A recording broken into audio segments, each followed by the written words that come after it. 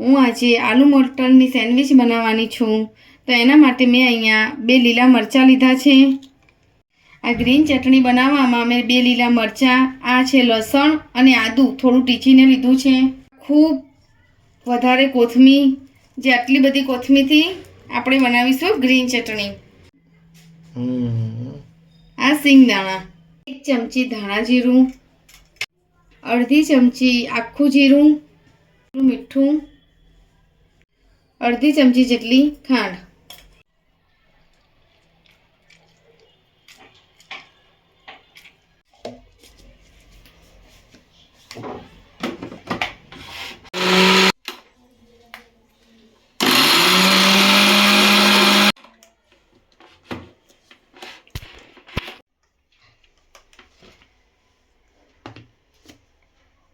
ચટણી બનીને રેડી છે.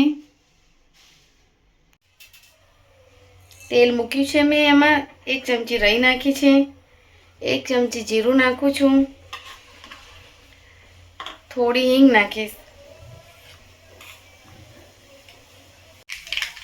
અહીંયા મેં 1 ડુંગળી જે સમારી હતી એ નાખી છે અને અહીંયા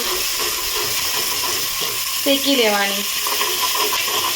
આને બહુ વધારે પડતી નહીં શેકવાની, નોર્મલી થોડીક જ કલર ચેન્જ થાય ત્યાં સુધી થોડી શેકવાની.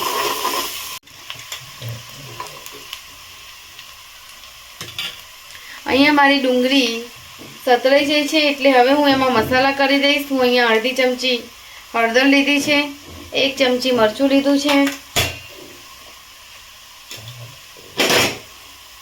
1 ચમચી ધાણા જીરું લીધું છે,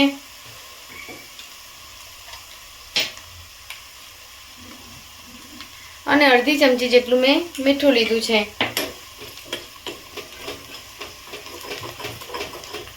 અને આ મેં વટાણા અહીંયા બાફીને રાખ્યા હતા એ હું અંદર નાખી દઉં છું. જો તમે આવી રીતે, અત્યારે તો શિયાળાની અંદર તો વટાણા આવતા જ હોય, જો તમે ફ્રોઝન વટાણા યુઝ કરતા હોય તો એ તમે તરત ડાયરેક્ટ તેલમાં બાફ્યા વિના બી નાખી શકો છો આવી રીતે. પણ મેં અત્યારે તાજા વટાણા લીધા છે એટલે એને થોડા બાફી કાઢ્યા હતા. જો એ ના બાફીએ તો થોડો કાચો ટેસ્ટ રહે, એટલા માટે થોડા બાફવા જરૂરી છે. થોડી કોથમીર અહીંયા નાખી દઈશ.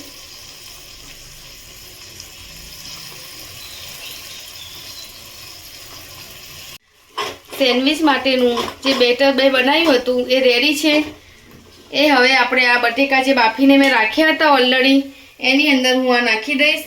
બટેકા ઓલરેડી મેં મીઠું નાખીને પહેલાં બાફી જ દીધા હતા, એટલે આવી રીતે હવે આને આપણે આની મદદથી આ બધું દબાઈ દઈશું. 1 ચમચી જેટલું આમચૂર પાવડર નાખીશ.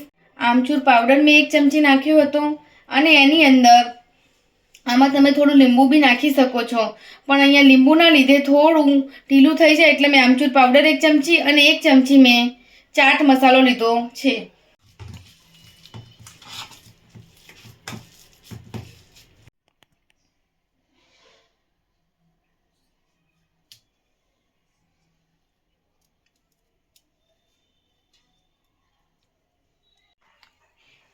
બટર મેં અહીંયા લગાવી દીધું છે. એ ભાગ છે એ ડાયરેક્ટ તવીમાં આવી રીતે ઊંધો નાખવાનો અને એના પહેલાં શેકી દેવાનું, અને પછી એ સાઈડ શેકાઈ જાય આવી રીતે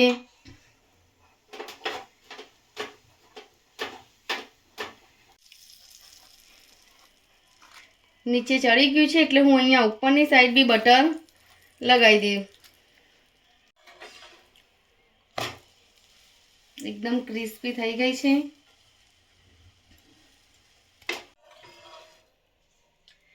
આ બ્રેડ મેં કંઈ પણ માવો કે ચટણી નાખ્યા વગર ડાયરેક્ટ આવી રીતે શેકી હતી, અને આવી રીતે હવે હું બધું જ આમાં લગાવીશ. એનું કારણ એ છે કે નોર્મલી તમે ડાયરેક્ટ આવી રીતે ચટણી કે કંઈ બી લગાવી દો તો પછી એ વસ્તુ એમ હોય છે કે બ્રેડ ઢીલી થઈ જાય છે, પેલું થઈ જાય. એના કરતાં આ છે એ ડાયરેક્ટ જ શેકી અને પછી આપણે ગ્રીન ચટણી એક સાઈડના ભાગમાં લગાવીશું અને એક સાઈડના ભાગમાં રેડ ચટણી લગાવીશું.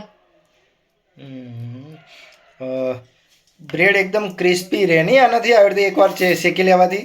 હા, આવી રીતે એકવાર આપણા શેકી લઈએ બટરથી, કે તમારી પાસે માખણ હોય એનાથી તમે શેકી લો અને પછી આવી રીતે લગાવી અને પછી ફરતી શેકશો માવો ચટણી બધું લગાવીને, તો જે બ્રેડ છે ને એ ઢીલી નહીં થઈ જાય અને ક્રિસ્પી રહેશે એકદમ મસ્ત. હવે હું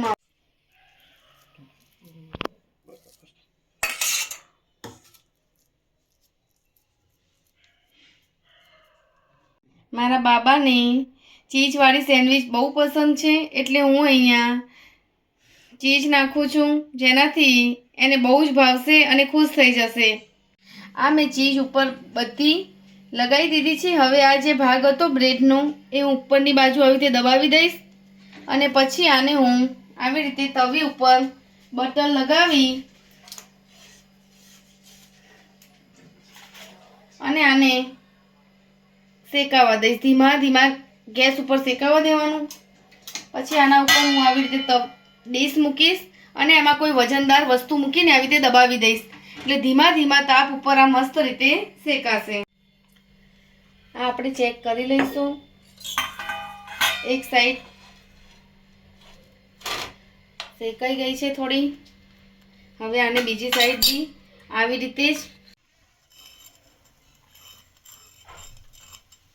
સેન્ડવિચ એકદમ ક્રિસ્પી બનીને રેડી છે. સેન્ડવિચ બનીને રેડી થઈ ગઈ છે. એને હું 2 ભાગમાં કટિંગ કરી લઉં છું હવે.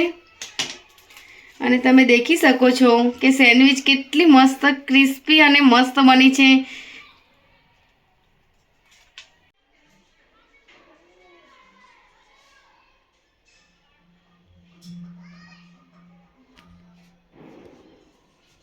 મારી આ રેસીપી તમને ગમી હોય તો લાઈક કરજો, શેર કરજો, કમેન્ટ કરજો અને સબસ્ક્રાઈબ કરજો. તમને આવી નવી રેસીપી મારી નવી હું મોકલતી રહીશ. Thank you.